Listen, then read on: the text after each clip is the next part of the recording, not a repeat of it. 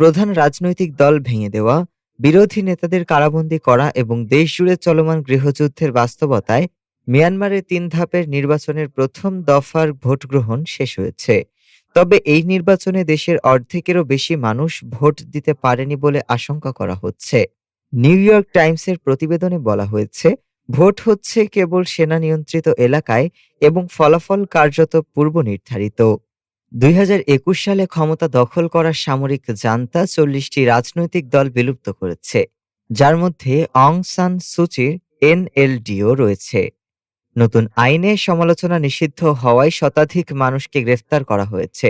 বড় শহর ইয়াঙ্গুন ও মান্দালয়ে ভোটার উপস্থিতি ছিল খুবই কম। বিশ্লেষকদের মতে, এই নির্বাচন মূলত আন্তর্জাতিক স্বীকৃতি ও বৈধতার ভাবমূর্তি তৈরির চেষ্টা। প্রতিবেশী চীনের চাপও এতে ভূমিকা রেখেছে। সেনাবাহিনী ঘনিষ্ঠ ইউএসডিপি সবচেয়ে বড় দল হিসেবে উঠে আসবে বলে ধারণা করা হচ্ছে। পশ্চিমা দেশগুলোর নির্বাচনকে ভুয়া বলে নিন্দা করলেও জান্তা এটিকে অগ্রগতি হিসেবে তুলে ধরছে। বিরোধী পক্ষের বড় অংশ নির্বাচন বর্জন করেছে। ডেস্ক রিপোর্ট, আজ বার্তা।